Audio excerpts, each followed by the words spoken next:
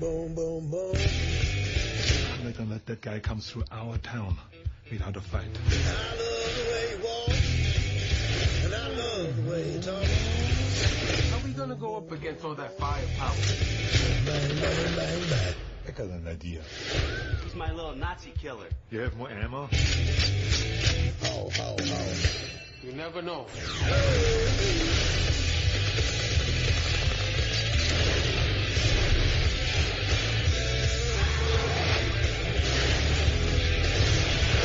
How are you, Sheriff? Old.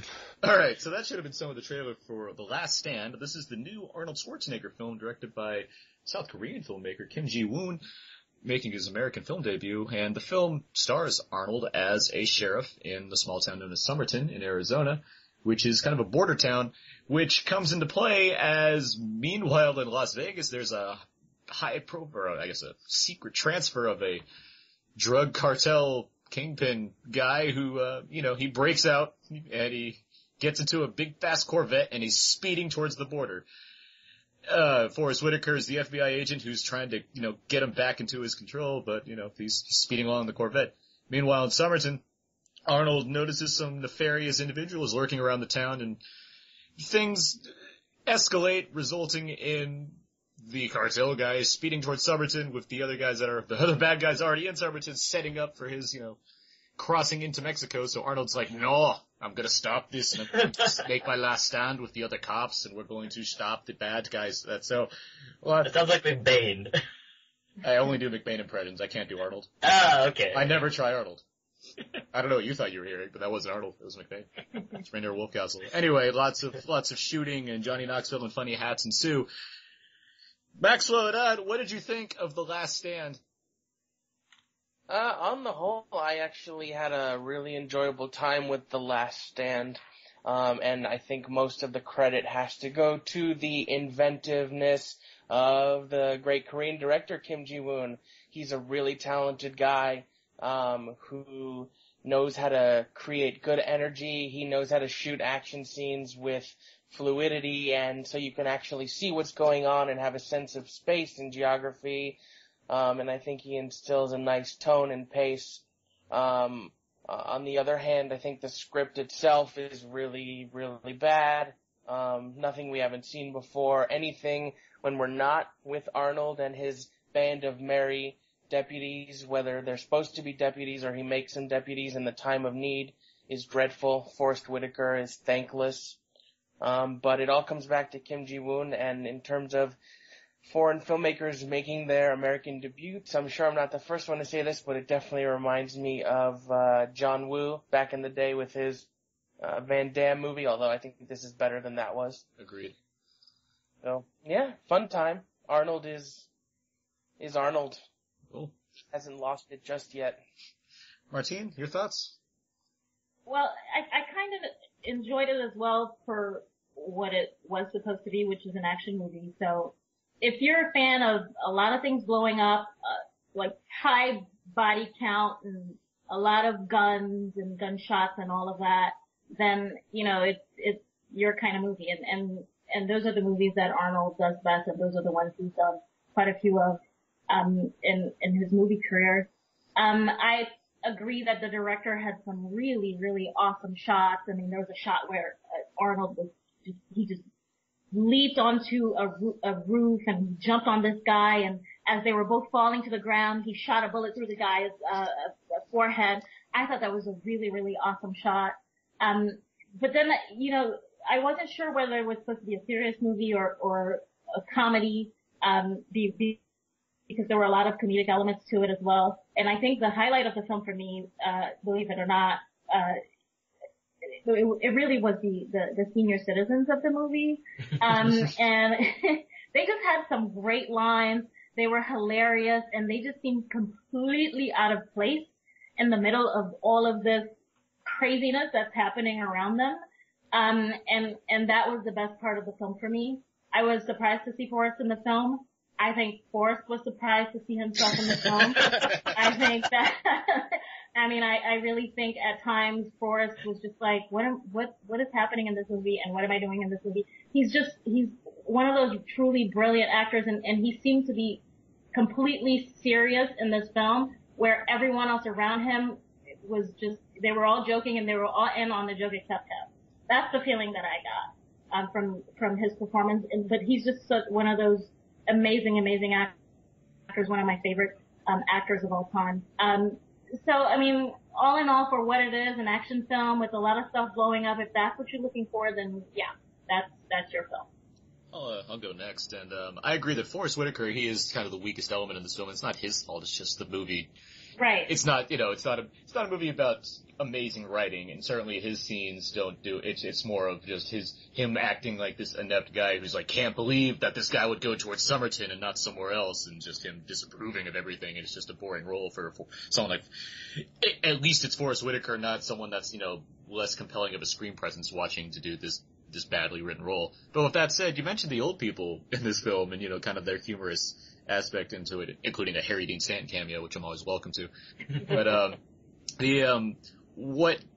what that provides, I think, is, it's, that got me caring about the town, because even though, like, they're not, like, people, they're not, like, fully fleshed out characters or anything, but they're people in this town, and I think what the movie does well, along with, just having cool action stuff, is it raises the stakes well and high enough for me to, like, care about Arnold defending his town, defending the people that are in his town, even though, like, most people are gone. But, like, it could have easily just been, nonstop action with no real stakes at all, and which, would have been probably just as fun, but the movie is, like, an extra 15 minutes longer than it needs to be, just because it took its time to kind of set up what's going on in the film, and I appreciate that. Now, that's of course not my favorite aspect of this film. My favorite aspect is the action sequences, and I think Kim Ji-woon does a really good job of providing some inventive action sequences. Martine, you mentioned one already, and there's a lot of cool car stunts going on in this film as well, including a sequence that takes place in a cornfield late in the game that I thought was really clever, just because I haven't seen something like that before.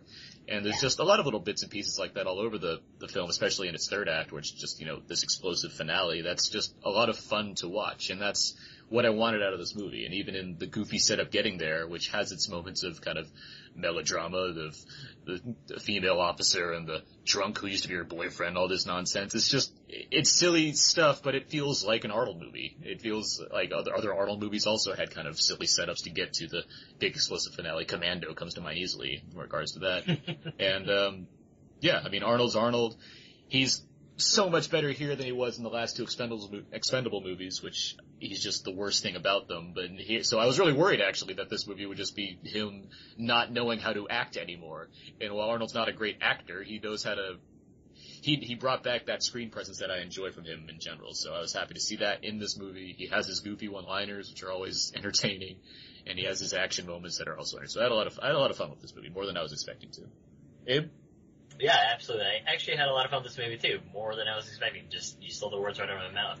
And I feel as though, I didn't feel as though it was totally uneven. I felt as though it was a movie that knew what it was.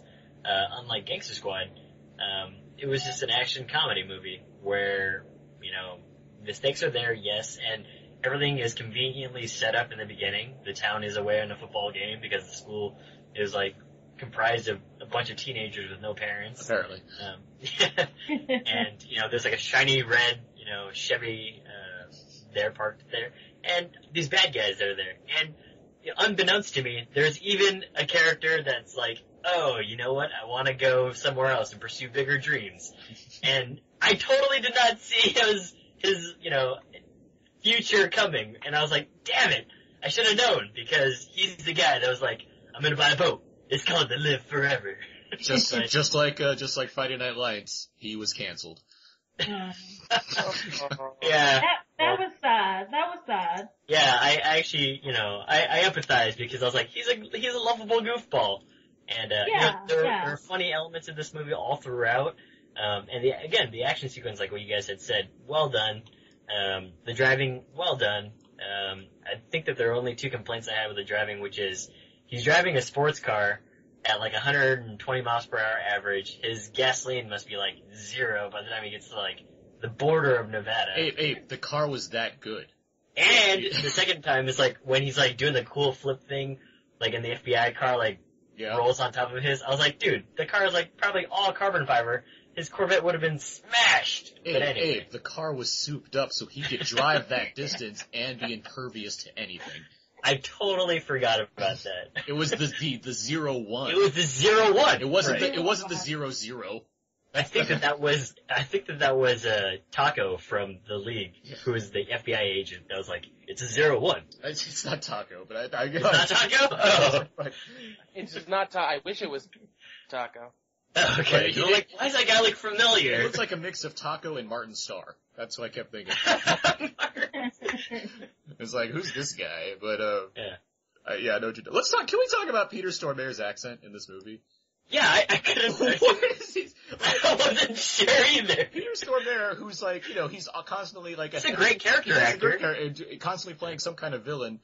I think we all know him well enough to know that he has his accent is not that. And so listening to him speak whatever the hell he was trying to speak in was just perplexing to me. I was like, what are you going for? Like, he's supposed to be country, but he's clearly, I don't know, I don't understand what he was doing. At some points it was like back to his old Russian character actors like in Armageddon, and it was just like, right. I don't understand. So. But it wasn't just him. Eduardo Noriega's accent too. He was struggling to deliver lines. Yeah, because he was Mexican, right? Yeah. Yeah, so the accent threw me off. I just wasn't sure.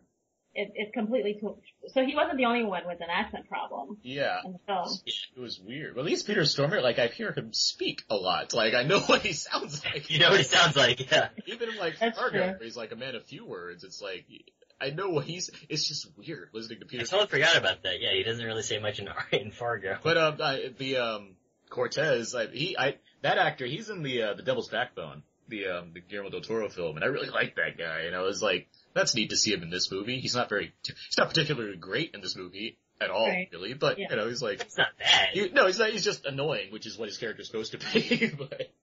Yeah. I felt as though, when they first showed him, this would be, a great movie for us to do a commentary on, Aaron, because I was like, oh, look, there's Pau Gasol. And I was like, oh, that's excellent. Pau Gasol? Yeah, the basketball. When they first show him, that's what you thought Pau Gasol. No, I was like, oh, wow. They made him look like Pau Gasol. I guess they're really trying to win over the LA audience. That's funny. Another thing that bothered me about the film is that I thought the female characters were really, really weak in that film. You mean Genesis Rodriguez? Yeah. As kidnapped FBI agent. He was really good. The Will Ferrell movie. It was just awful. And then the bartender girl. Christy or whatever. Christy. Oh my goodness. She just wanted to get milk and she was worried about Harry Dean Stanton. It was just awful. It just really. I think Jamie Alexander did decent work in this movie for what she's given. But even her, she had this love interest who was behind bars and. Yeah. And come on. What's funny about her is that she's in Thor, and it felt like she was both protecting the town in Thor and this town were the same movie. Did you get a feeling that there was the same exact set? That's exactly what I just said. Yes, I feel like it was the same. They were in the same town. Yeah. They were just.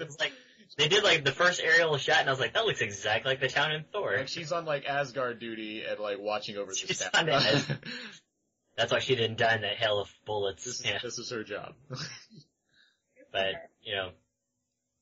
getting to some of the character actors and that, I thought that it was a pretty good mix. I remember when we first reviewed the trailer, I wasn't so big on Johnny Knoxville, but surprisingly, he doesn't do that much, and he doesn't do a huge amount of damage, and he's actually a funny guy. He's not in this movie very much at all. For being second build on the poster, it really you thought you're going to be the Johnny Knoxville Arnold Schwarzenegger show, and it's really not. He gets introduced early on, then you don't see him again for another hour.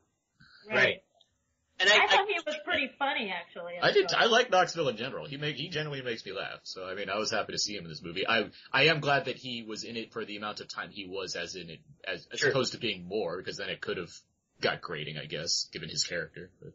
Do you think he was just playing himself? No, not necessarily. I don't think I've seen enough of Johnny Knoxville acting in movies and not being in Jackass to really make that kind of assessment necessarily. But at the same time, I think he knows how to play a comedic role, and I felt he accomplished that in this film. Yeah.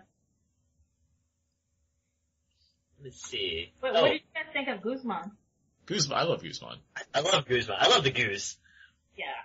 He was funny. He brought some, brought some weird elements to the movie. He made a certain choice after something happens where I'm like, that's your next plan? But I was like, besides that. Yeah. I was like, that's an interesting plan too, and I guess you're going with it, but at the same time, go Guzman. I love his little run. Like, you've seen it before in like what's the one with like a bunch of drug cartels? I forget. Right. I know what you're talking about, yeah. He has the kind of run that's his little cool little gait. But, What'd you guys think of, Maxwell, what'd you think of Arnold in this film? After The Expendables 2, I was a little worried because he felt stiff and awkward and uncomfortable to me. But, that movie, he was surrounded by a lot of other really big personalities. And what I liked about his character and his performance, if you can call it that, in The Last Stand, is that he wasn't afraid to portray a character who's clearly older. So I thought it was, he still was able to crack his one-liners and display a certain amount of physicality, but he brought this sort of world-weary look about it that was reflective on both the character he was supposed to be playing and, what Arnold has been through and the way his career has evolved. So I thought he was pretty good, and he definitely still has it in him to keep shooting those shotguns. I don't know if he can do the fist fights so much anymore, but yeah, I definitely agree, and that's something that the film made. It did make it clear. It made clear that Arnold is older, and the movie knows that, and I think the film plays to his strengths here, where I feel like he does have the kind of charisma that's necessary for this type of role, but it also wisely has like people like Rodrigo Santoro and even Knoxville, and like as people doing some of the more action stuff that would otherwise be done by Arnold, but he just can't do it as, efficiently anymore. So you have him just sitting in the back of a school bus shooting a gun off as opposed to running all over town with 2 pistols in his hand or anything like that. So I had fun with Arnold in this movie. And I do think that, like, as much as I don't think Arnold's ever going to be the greatest actor, I do think he knows what he's doing, and he's proved that here to me again, as opposed to the Expendables films where he did feel like he's just coming off of not doing it for a long time, because like he has a certain comedic timing that I think is underrated. I think he knows how to sell certain regardless if they're one-liners, but just kind of reactions he gives off in general, and even the dramatic stuff where he's like, he's seeing some kid die in his arms, and it's like, oh, that's kind of sad, and you see it in Arnold's face. Like he does stuff. He has a little. He knows how to be restrained at times. It's effective enough. But which Arnold is better? The Arnold in The Last Stand or the Arnold in Kindergarten Cop? The Kindergarten Cop Arnold is better than people give credit to. People should watch Kindergarten Cop again and realize that he's doing some good work in that movie. Telling those kids to get out because it's a fire and they're making out. It's like, what the heck? Right. See. Oh, did you guys like the amount of graphic action and graphic gore in this movie? I was happy that this was an unadulterated R-rated film without being, too over the top, save for maybe a flare gun shot or two.